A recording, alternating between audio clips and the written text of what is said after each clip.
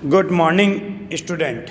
आज हम बात करेंगे हमारे पाठ्यक्रम के अंतर्गत व्याकरण का विषय संदेश लेखन। संदेश लेखन मानव जीवन के लिए क्यों उपयोगी है या क्यों महत्वपूर्ण है? संदेश से क्या होता है या संदेश क्यों लिखा जाता है, ये सब बातें हम इसमें देखेंगे। संदेश लिखने के कारण क्या होते हैं, संदेश लिखते समय के किन किन सावधानियों की आवश्यकता होती है, या व्यक्ति अपने भावों विचारों का आदान प्रदान संदेश के माध्यम से कैसे करता है। तो देखिए, सबसे पहले जानना आवश्यक है कि संदेश है क्या चीज़। संदेश शब्द की उत्पत्ति संस्कृत से मानी गई है, जिसका अर्थ है खबर या समाचार प्राप्त करना। जब कोई व्यक्ति किसी कारणवश किसी दूसरे व्यक्ति से सीधे बात नहीं कर सकता है, तब वह क्या करता है, कोई भी जानकारी या समाचार या खबर संदेश के द्वारा दूसरे व्यक्ति तक पहुंचाता है। क्यों? क्योंकि उसे अपना संदेश भेजना भी होता है, अपने भावों और विचारों का आदान प्रदान भी करना होता है। संदेश व्यक्तिगत भी हो सकते हैं और संदेश सामूहिक भी हो सकते हैं। संदेश औपचारिक भी हो सकते हैं, संदेश अनौपचारिक भी हो सकते हैं।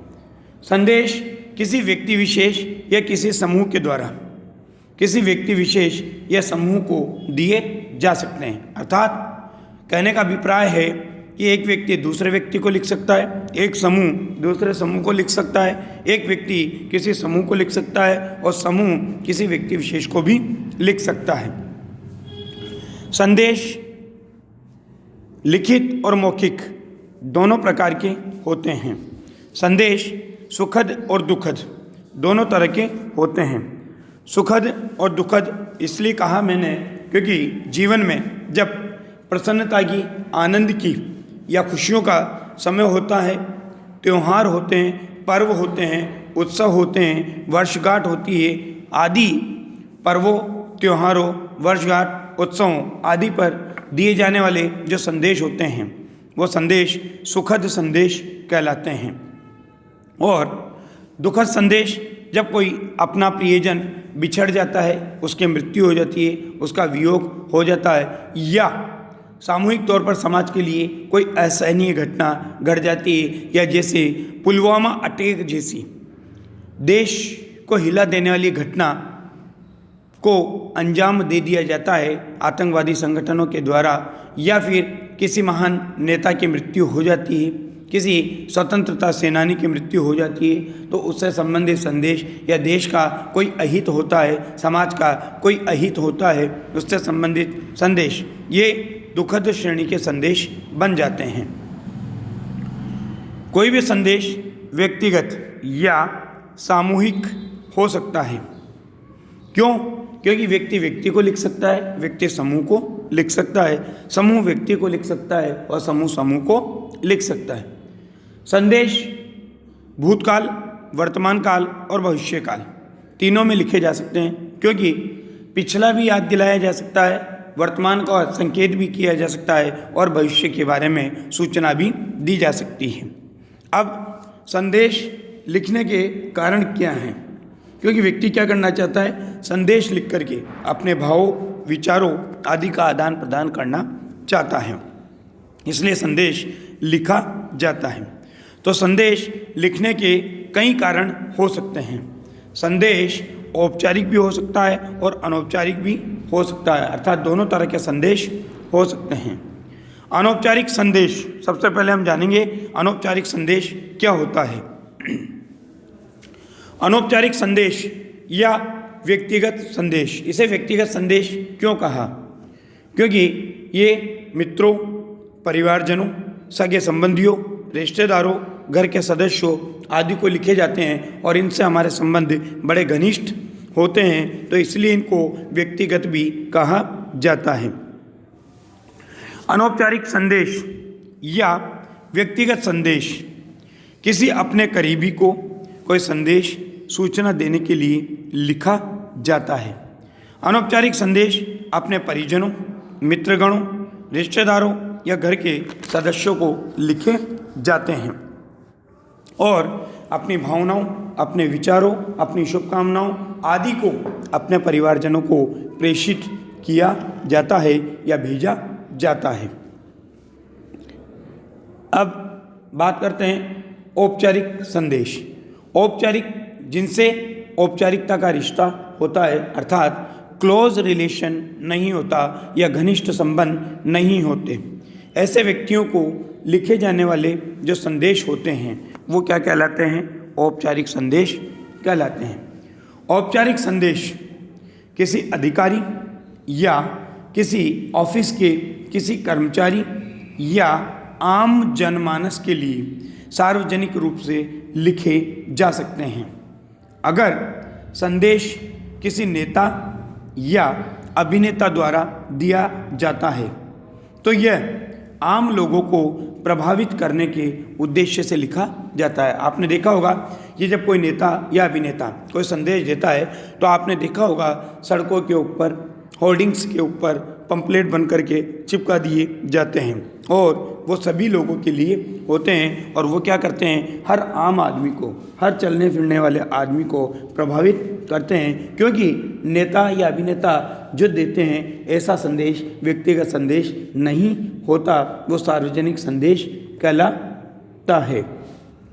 आजकल संदेश भेजने के जो सबसे बेहतरीन तरीके हैं, क्योंकि आज वर्तमान में विज्ञान का विकास हो चुका है, विज्ञान ने तकनीकी का विकास किया और तकनीकी के विकास के साथ साथ आपके कंप्यूटर, आपके मोबाइल, आपका इंटरनेट जैसे साधन आपको प्राप्त हो चुके हैं, जिन्होंने आपके समय की बचत के साथ साथ आपके बहुत सारे कामों को सुलभ कर दिया है।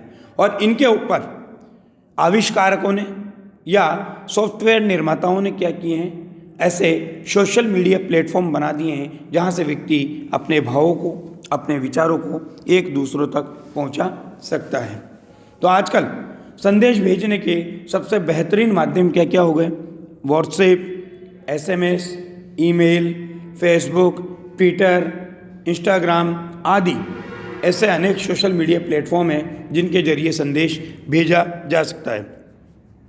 आप लोग इन सब चीज़ों का दैनिक जीवन में उपयोग भी कर रहे हैं और आप देख रहे हैं कि कोई ऑडियो के माध्यम से भेजता है, कोई वीडियो के माध्यम से भेजता है, तो कोई लिखित रूप में भेजता है, कोई मौखिक रूप में भेजता है और कैसे भी करके उसको उस व्यक्ति तक पहुंचा दिया जाता है जहां तक उसे भेजना होता है। अब बात करते हैं संदेश लेखन के प्रकार, कि संदेश कितने प्रकार से लिखे जाते हैं, क्योंकि सभी संदेशों को एक श्रेणी में तो नहीं रखा जा सकता। कभी सुख के होते हैं, कभी दुख के होते हैं, कभी व्यक्तिगत होते हैं तो कभी मिश्रित होते हैं, कभी सामाजिक संदेश होते हैं, कभी शुभकामना संदेश होते हैं, कभी पर्व व त्योहारों के संदेश होते हैं। इसलिए संदेश को अलग अलग प्रकारों में हमारे यहाँ पर विभक्त किया गया है। सबसे पहले हम बात करेंगे शुभकामना संदेश। अब आप जैसे कि शब्द ही अपने आप में परिभाषा दे रहा है, शुभकामना, यानी आप अच्छी कामना किसी के लिए कर रहे हैं, उसको बधाई दे रहे हैं, उसको शुभकामना दे रहे हैं, उसके भावी जीवन की सुखद कल्पना कर रहे हैं। तो शुभकामना संदेश क्या होते हैं? शुभकामना संदेश मुख्य रूप से किसी व्यक्ति के जन्मदिन, उसकी वर्षगांठ, विद्यार्थियों को उनकी परीक्षा में सफलता प्राप्त करने पर, या जैसे सरकारी विभाग में काम करने वाले या प्राइवेट विभागों में काम करने वाले जो कर्मचारी होते हैं उनको पदोन्नति अर्थात प्रमोशन होता है, तो प्रमोशन होने पर जो भेजे जाते हैं वो सारे संदेश क्या कहलाते हैं? हमारे यहाँ पर शुभकामना संदेश कहलाते हैं। इनके पीछे क्या होता है? लोगों की अच्छी भावनाएं काम करती है और ये उनको भेज देते हैं।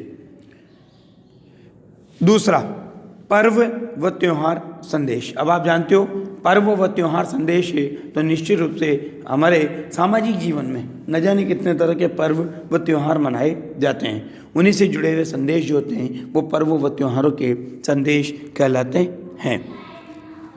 इस तरह के संदेश विशेष पर्वों व त्योहारों के वक्त लोग एक दूसरे को भेजते हैं, जैसे दीपावली, होली, क्रिसमस, स्वतंत्रता दिवस, गणतंत्र दिवस आदि के विशेष अवसरों पर दिए जाने वाले संदेश शामिल हैं। धन्यवाद। बाकी के प्रकार हम अगले वीडियो में पढ़ेंगे।